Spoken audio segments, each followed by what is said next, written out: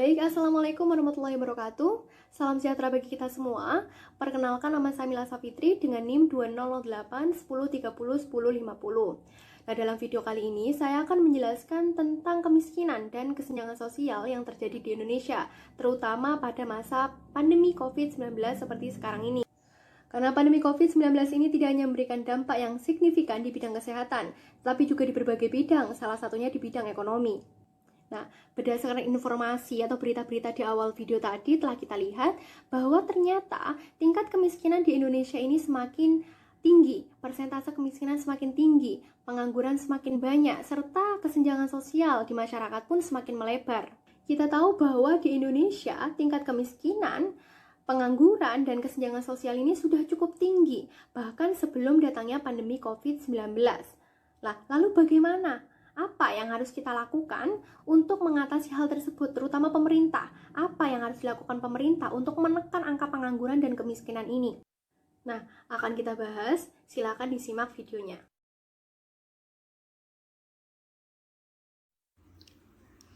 Data yang pertama mengenai perkembangan kemiskinan di Jawa Timur.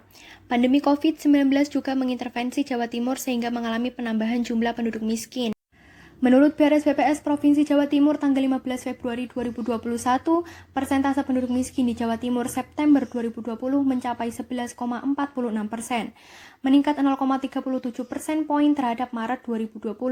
Jumlah penduduk miskin di Jawa Timur mencapai 4.585,97 jiwa atau 11,46%.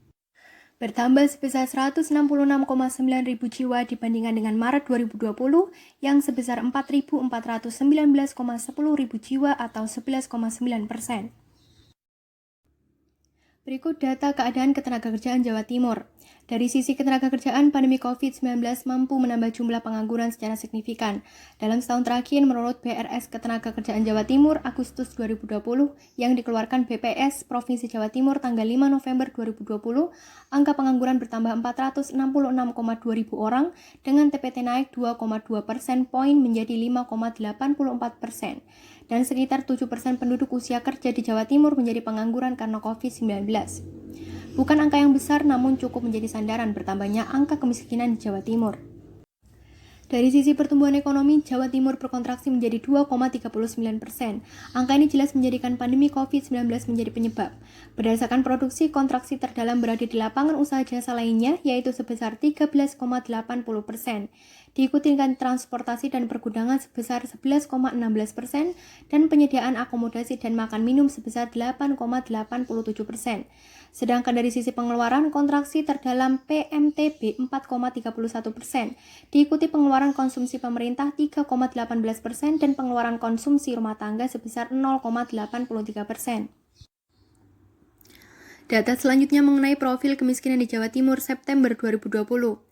Banyaknya angka kemiskinan didapat dari pengelompokan penduduk berdasar batas garis kemiskinan. Berdasarkan angka Susana September 2020, garis kemiskinan naik sebesar Rp2.227 per kapita per bulan, yaitu dari Rp416.001 pada bulan Maret 2020 menjadi Rp418.228 per kapita per bulan pada bulan September 2020. Naiknya angka kemiskinan di Jawa Timur ternyata diikuti dengan tingkat kedalaman dan keragaman pengeluaran penduduk yang juga tinggi. Jarak rata-rata pengeluaran penduduk miskin terhadap garis kemiskinan juga semakin jauh. Dilihat dari nilai P1 atau tingkat kedalaman naik 0,15 poin atau sebesar 1,81 pada Maret 2020 menjadi 1,97 pada September 2020. Sementara itu, ketimpangan pengeluaran di antara penduduk miskin juga semakin melebar. Hal ini bisa dilihat dari nilai P2 atau tingkat keparahan yang juga mengalami kenaikan 0,09 poin dari 0,43 di bulan Maret 2020 menjadi 0,529 pada September 2020.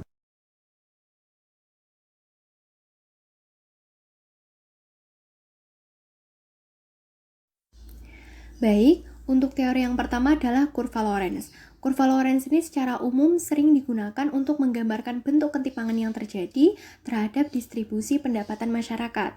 Semakin jauh kurva dengan diagonalnya, berarti ketimpangan semakin rendah, dan sebaliknya, semakin melebar kurva ini menjauhi diagonalnya, berarti ketimpangan yang terjadi semakin tinggi.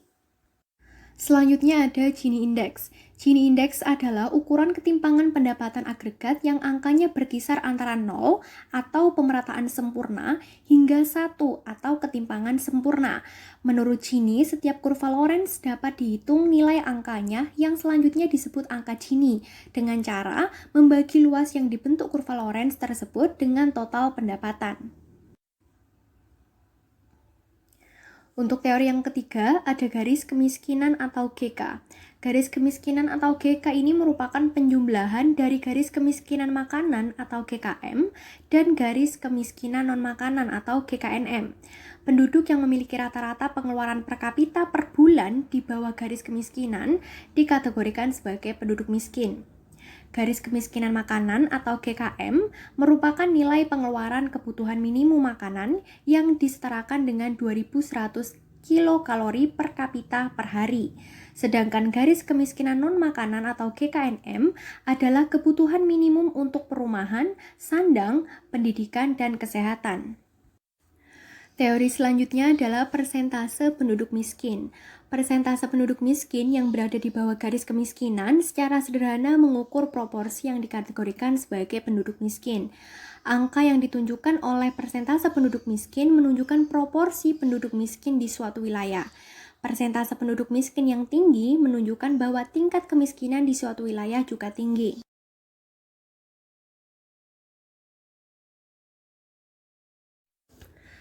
Memperhatikan profesi petani dan nelayan. Profesi petani makin ditinggalkan oleh generasi muda dikarenakan hasil yang didapatkan dari bertani dianggap tidak lagi menguntungkan.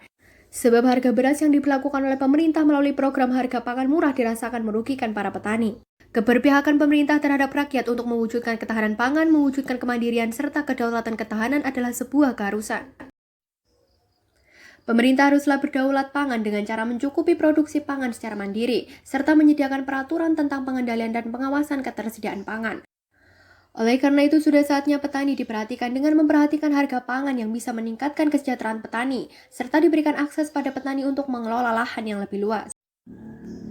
Selain itu, sektor perikanan baik secara nasional maupun global memegang peranan penting dalam ketahanan pangan, mata pencarian tenaga kerja, serta pemenuhan kebutuhan masyarakat.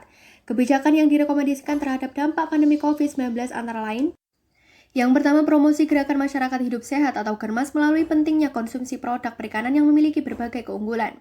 Yang kedua, pemasaran hasil olahan produk perikanan melalui usaha mikro, kecil, dan menengah atau UMKM. Yang ketiga, dukungan bagi nelayan skala kecil melalui pemodalan dan alih teknologi secara simultan.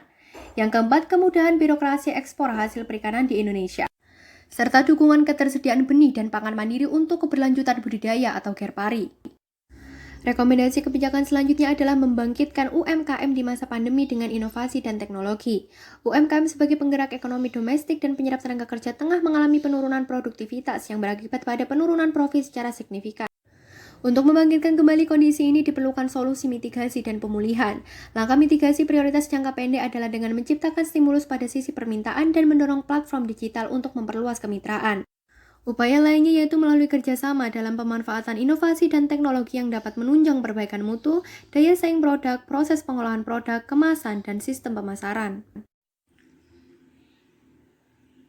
Kebijakan selanjutnya adalah melakukan pengawasan terhadap dana COVID-19. Agar program mencapai sasaran yang tepat berdasarkan kelompoknya dan dilakukan secara efektif dan efisien, maka diperlukan pemutakhiran atau update data kependudukan untuk mendapatkan orang, jumlah, dan wilayah sasaran yang sesuai. Pemilahan penerima bantuan akibat dampak pandemi atau akibat lain membutuhkan pemilihan untuk program yang sesuai. Di samping terus memperbarui data penduduk miskin dan rentan miskin, pemerintah perlu meningkatkan anggaran dan jumlah penerima bansos dan prakerja. Antisipasi ketahanan akibat pandemi berkepanjangan disarankan dilakukan dengan kebijakan kemudahan berusaha bagi masyarakat kecil dan kemudahan investasi bagi sektor swasta yang potensial menggerakkan ekonomi dengan kebiasaan baru yang disiplin.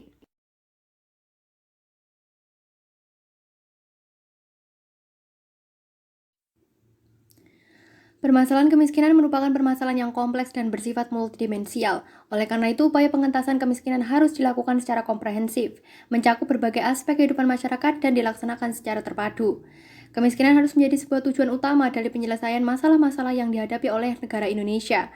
Karena aspek dasar yang dapat dijadikan acuan berdasarkan pembangunan ekonomi adalah teratasinya masalah kemiskinan. Pemerintah Indonesia harus terus memberdayakan dan membina masyarakat miskin untuk dapat mengelola sumber-sumber ekonomi yang dapat meningkatkan pendapatan dan taraf hidup masyarakat.